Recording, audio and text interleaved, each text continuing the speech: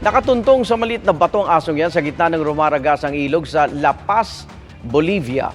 Nirescue ang aso ng mga construction worker na gumagawa ng harang sa tabing ilog. Gamit ang crane, isang trabahador ang ibinaba para maabot at makarga ang aso. Tumaas ang tubig dahil sa ilang araw ng matinding ulan sa Western Bolivia. 15 bahay ang nasunog sa Talisay City, Cebu. Mahigit 20 pamilya ang naapektuhan. Ayon sa Talisay City Fire Department, mabilis na kumalat ang apoy dahil sa gawa sa light materials ang mga bahay. Isa sa tinitingnan sa ng sunog ang overloading ng electrical outlet. Halos 700,000 pisong halaga ng pinsala sa ari-arian. Pansamantalang nanunuluyan ang mga apektadong residente sa Barangay Gym. Kung fan ka ng anime, comic books at sci-fi movies, paraisong may tuturing ang mga toy convention. Dito ang totoong star, ang nakadisplay na action figures at iba't ibang collectibles. Pop culture junkie rin ang piggery owner sa Batangas City na si JP. Siya mismo may sariling koleksyon. Ang ilan nga galing pa sa puso ng anime culture, ang Japan. Nanonood ng mga seller, nakikipag-communicate ko sa mga toy hunter sa Japan. Tapos meron din namang mga local na seller sa Pilipinas. Pag may figure ako na gusto makita at mabili. 2019 siya nagsimula mangolekta, pakonti-konti sa umpisa hanggang umabot na sa halos 2,000 piraso.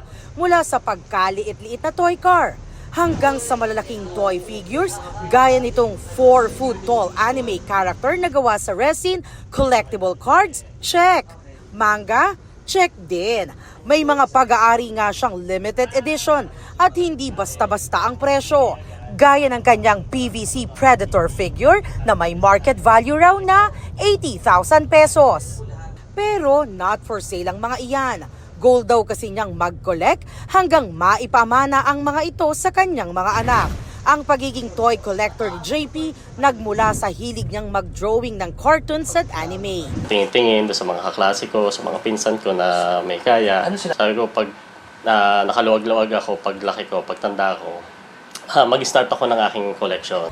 Full support naman kay JP ang kanyang misis. Parang na-feel ko na yun dati kasi mahilig nga siya sa anime, mahilig siya mag-drawing. So, hindi malalayo na talagang mangongolekta sila ng mga ganito. Haligi ng tahanan at ng sariling negosyo. Pero deep inside, young at heart pa rin si JP. Nasa pag-angat sa buhay, hindi nakalimot sa kanyang childhood passion. Tuwing nakikita ko yung aking collection, habang naisip ko, may problema, maganda siyang stress reliever on our part, sa akin.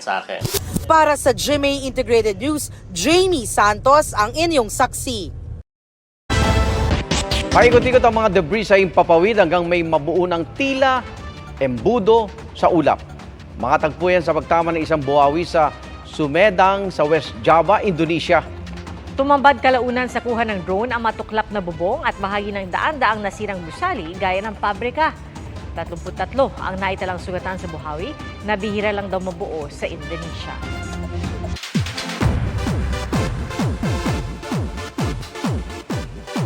Get ready to catch the love bug.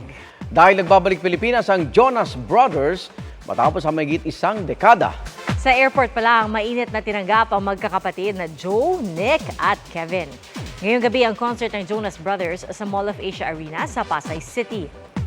Nagbahagi rin si Joe ng ilang larawan habang ina-enjoy ang anyay sweet Manila Sun. At para kumpleto ang Pinoy experience, sumakay din silang tatlo sa isang jeep na ibinahagi ni Joe sa kanyang IG Live.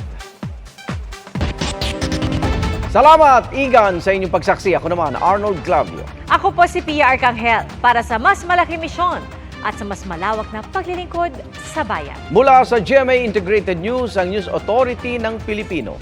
Hanggang bukas, sama-sama tayong magiging saksi! Mga kapuso, sama-sama tayong maging saksi. Mag-subscribe sa GMA Integrated News sa YouTube at para sa mga kapuso abroad, samahan niyo kami sa GMA Pinoy TV at sa www.gmanews.tv.